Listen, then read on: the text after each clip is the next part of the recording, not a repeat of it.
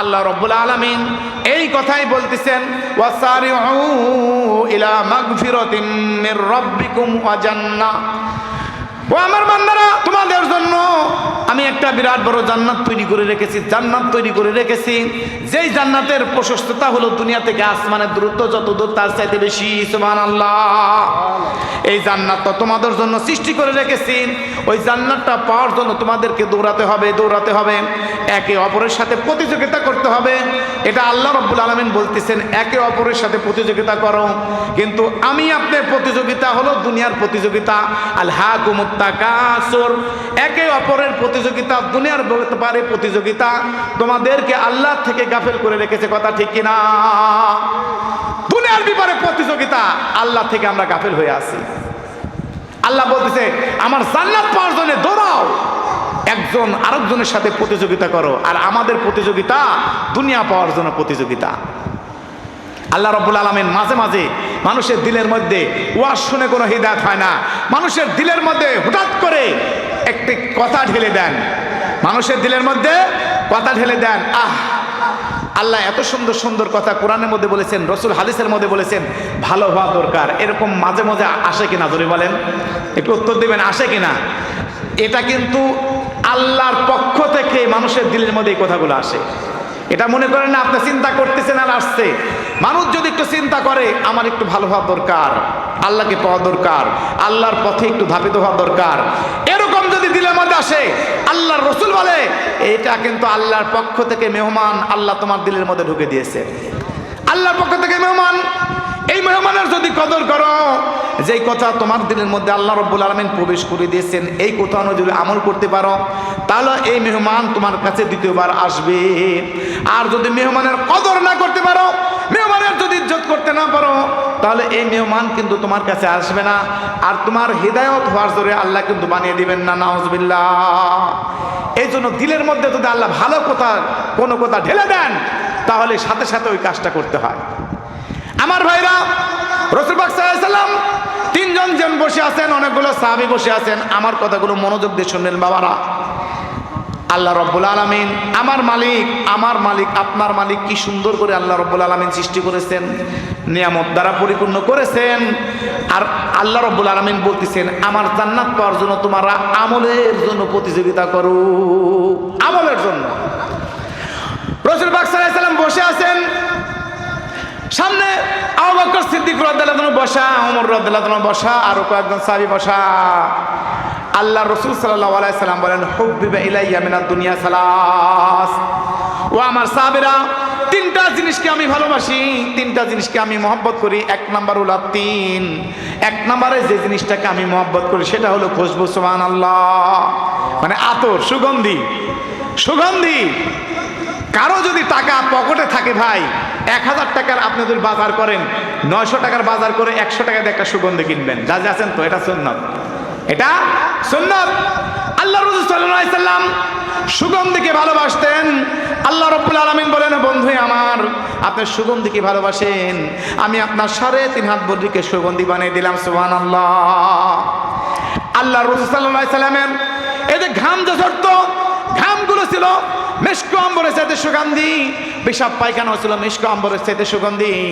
রাসূল পাক সাল্লাল্লাহু আলাইহি সাল্লামকে যদি কোনো সাহাবী না পাইতো, তাহলে রাস্তা দিয়ে যাইতো, ঘিরান শুকতে শুকতে রাস্তা দিয়ে যাইতেই বুঝতে যাইতো ওই রাস্তায় আমার আপনার দিনের নবী চলে গেছেন। সুবহানাল্লাহ। দ্বিতীয় নাম্বার, রাসূল পাক সাল্লাল্লাহু আলাইহি সাল্লাম বলেন, আল মারআ, আমি দিনদার নেককার মহিলাকে ভালোবাসি। 2 নাম্বার পছন্দের জিনিস হলো দিনদার নেককার মহিলা। রাসূল পাক সাল্লাল্লাহু আলাইহি সাল্লাম বলেন, আদ-দুনিয়া হুলওয়াতুন ওয়া খুজরাতুন ওয়া ইন্নাল্লাহা তাআলা মুস্তাকলিফাকুম ফিহা ফানজুর কাইফা তা'মালুন। আল্লাহ রাসূল সাল্লাল্লাহু আলাইহি সাল্লাম বলেন, আল্লাহ রাব্বুল আলামিন দুনিয়াকে সুন্দর প্রশাসন, সুন্দর করে সৃষ্টি করেছেন। আদ-দুনিয়া হুলওয়াতুন খুজরাতুন ওয়া ইন্নাল্লাহা তাআলা মুস্তাকলিফাকুম ফিহা, আল্লাহ রাব্বুল আলামিন তোমাদেরকে খলিফা বানাইছেন, খলিফা। ফায়ানজুর কাইফা তা'মালুন, আল্লাহ রাব্বুল আলামিন দেখবেন তোমরা কি আমল করো। ফাত্তাকুদ দুনিয়া ওয়াত্তাকুন নিসা, দুনিয়ার থেকে পরহেজ করো, দুনিয়ার মহব্বত থেকে পরহেজ করো। ওয়াত্তাকুন নিসা, এবং মহিলা ভালোবাসা থেকে পরহেজ করো, মহিলাদের ফিতনা থেকে পরহেজ করে চলো। ফাইন্না ফিতনাতুল আউয়ালু বনি ইসরাঈল কানাত ফিন নিসা, বনি ইসরায়েলের মধ্যে যে বড় ফিতনা ছিল এটা মহিলার দ্বারা ছিল। নাউজুবিল্লাহ। আল্লাহ রাসূল সাল্লাল্লাহু আলাইহি ওয়াসাল্লাম বলেন এই কারণে দিনদার নেককার মহিলা আমার আপনাকে সৃষ্টি করতে হবে, তৈরি করতে হবে। আল্লাহ রাসূল সাল্লাল্লাহু আলাইহি ওয়াসাল্লাম বলেন আদ-দুনিয়া কুল্লুহা মাতাউন, দুনিয়া রব্বুল আলামিন যা কিছু সৃষ্টি করেছেন সবকিছু সম্পদশীল, সবকিছু আল্লাহর কাছে মূল্যবান। আদ-দুনিয়া কুল্লুহা মাতাউন, প্রত্যেকটা জিনিস সম্পদশীল।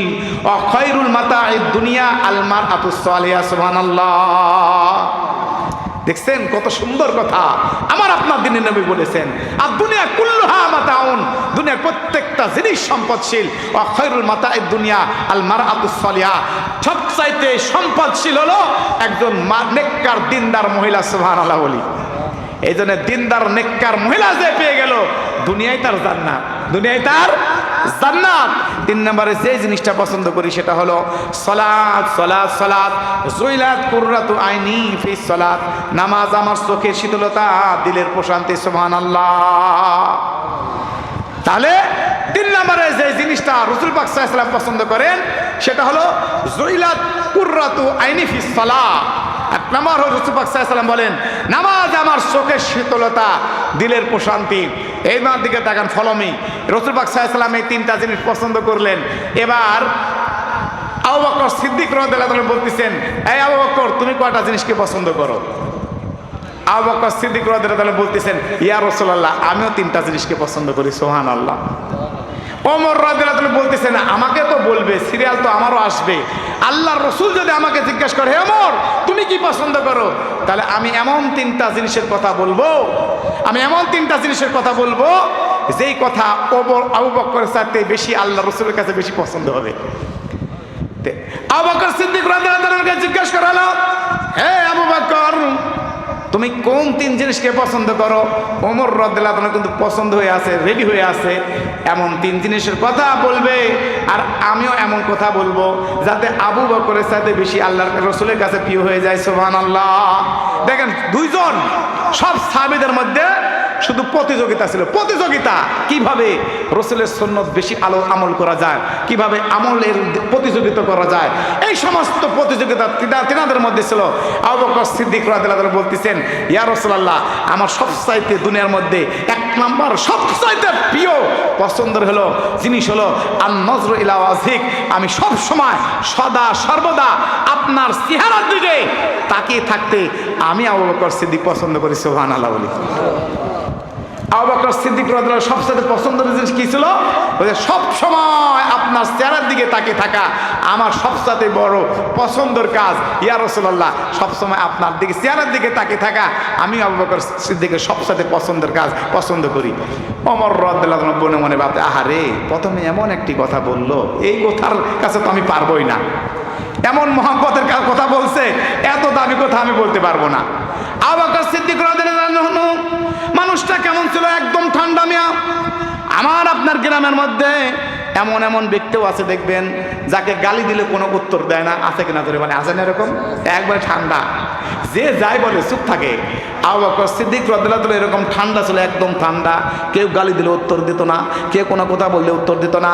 আল্লাহ রাব্বুল আলামিন একটি আয়াত নাযিল করলেন মান যাল্লাযী ইউকরিজুল্লাহা কারযান হাসানা, যে ব্যক্তি আল্লাহর রাস্তায় দান করবে, আল্লাহ রাব্বুল আলামিন বলতেছেন কিন্তু কোরআনের আয়াত এটা, যে ব্যক্তি মান যাল্লাযী ইউকরিজুল্লাহা কারযান হাসানা, যে ব্যক্তি দান করলো সে যেন আমাকে কর্জে হাসানা দিল। সুবহানাল্লাহ।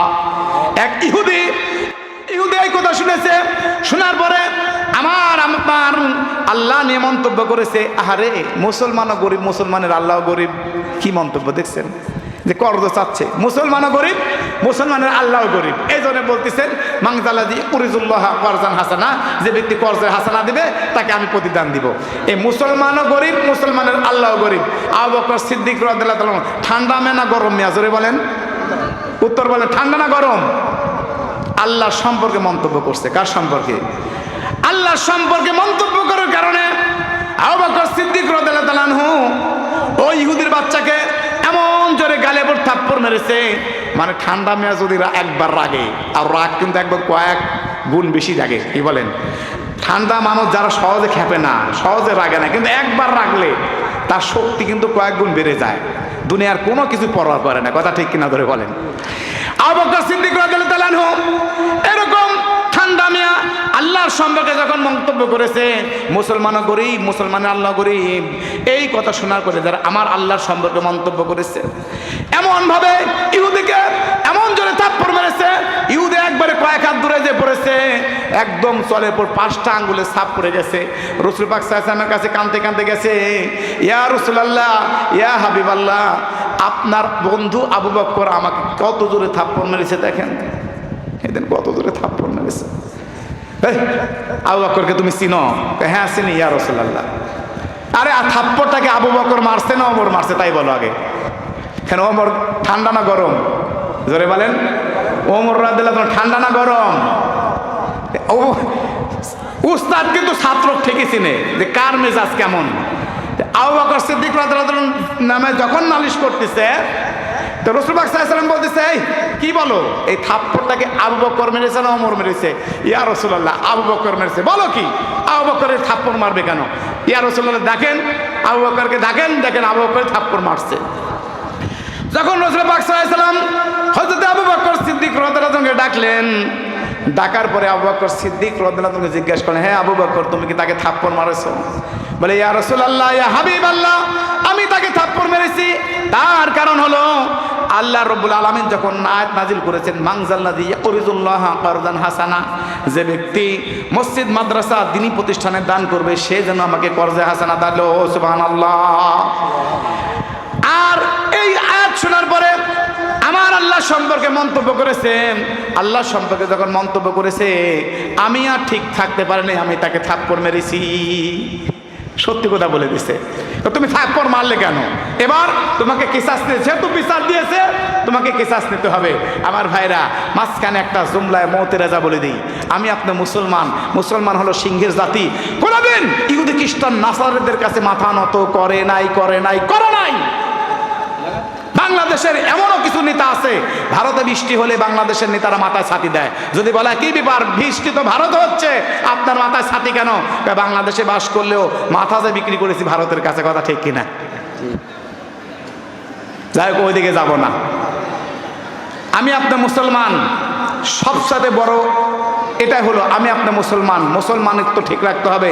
আমি আপনার যখন জন্মগ্রহণ করেছি, সর্বপ্রথম আমার আপনার কানে কিন্তু আল্লাহু আকবার, আল্লাহু আকবার, মানে তুমি জজ ব্যারিস্টার যাই হও না কেন, তোমার কানে কিন্তু আজান দেওয়া হলো আল্লাহু আকবার, আল্লাহ বড়। তুমি দুনিয়াতে এসে যত বড় এমপি, মন্ত্রী, মিনিস্টার হও না কেন, যত বড় চেয়ারের মালিক হও না কেন, সব সময় তোমার খেয়াল রাখতে হবে কে বড়। জোরে বলেন, আরো জোরে বলেন, কে বলেন? আল্লাহ বড়। এই জন্য ধর্মীয় ব্যাপারে ঠান্ডা থাকা যাবে না। কি বলেন? ধর্মীয় ব্যাপারে আমাদের ধর্ম নিয়ে কেউ যদি কটূক্তি করে, আমাদের ধর্ম আমলা পালন করবো। যদি আমাদের কোরআনকে কেউ অবমাননা করে, যদি শক্তি থাকে, ইনশাআল্লাহ আমরা তার প্রতিহত করবো। কি বলেন? আমরা প্রতিহত করতে কোনোদিন ইনশাআল্লাহ পিছ পাবো না। এই কারণে আবু বকর সিদ্দিক রাদিয়াল্লাহু আনহু জীবনে কাউকে কোনোদিন প্রতিশোধ নেয় নাই, জোরে কথা বলে নাই। কিন্তু যখন আল্লাহ সম্পর্কে, কোরআনের আয়াত সম্পর্কে মন্তব্য শুনেছে, সাথে সাথে থাপ্পড় মেরেছে। এবার রাসূল পাক সাল্লাল্লাহু আলাইহি ওয়াসাল্লাম বলেন, শোনো, তুমি মারলে কেন? তুমি তো আমাকে বিচার দিলেও পারতে, মারলে কেন? এবার তোমাকে কি করতে হবে? ওই ইহুদিকে তুমি যেভাবে মারছো, ইহুদিও তোমাকে ওইভাবে একটা থাপ্পড় মারবে, তাহলে তোমার প্রতিশোধ হয়ে যাবে। তাহলে কি হবে? প্রতিশোধ হয়ে যাবে। এবার কারণ ওই ইহুদিকে জিজ্ঞাসা করেছে, তুমি কি আল্লাহ সম্পর্কে মন্তব্য করেছো? বলে, না না, আমি আল্লাহ সম্পর্কে মন্তব্য করি নাই। আর আবু বকর সিদ্দিক রাদিয়াল্লাহু আনহু, হ্যাঁ আল্লাহ সম্পর্কে মন্তব্য করেছে জন্য মারছি। তো আবু বকর সিদ্দিক রাদিয়াল্লাহু আনহু বলতেছেন, আবু বকর, তুমি একটা সাক্ষী পেশ করো যে আল্লাহ সম্পর্কে খারাপ মন্তব্য করেছে। তা আবু বকর সিদ্দিক রাদিয়াল্লাহু আনহু বলছে, আমার তো সাক্ষী নাই, আমি সাক্ষী কোথায় পাবো?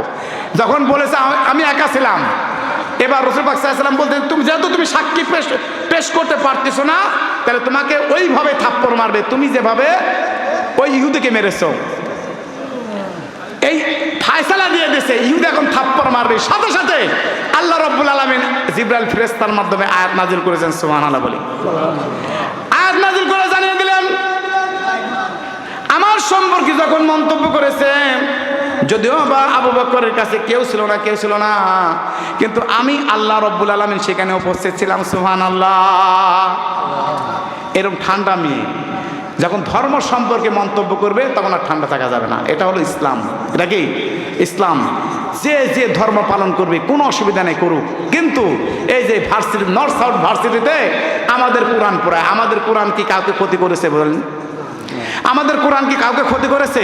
আরে নর্থ সাউথ ভার্সিটি, আপনি ওখানে যাবেন যমুনা ফিউচার পার্কের সাথে, মনে হবে না ওটা বাংলাদেশ? কি বলেন? যারা গেছেন দেখবেন নর্থ সাউথ ভার্সিটি থেকে এই আমার আপনার মতো এই বেন শূন্য মানুষরা লেখাপড়া করে। আর নর্থ সাউথ ভার্সিটিতে লেখাপড়া করতে হলে মগজ লাগে, মগজ। আর ওইখানকার ছেলে পেলে কোরআনকে পড়িয়েছে, আর পরবর্তীতে বলা হয়েছে তার মগজ শূন্য। এটা কোনোদিনই জনগণ মানবে না, কোনোদিনও মানবে না।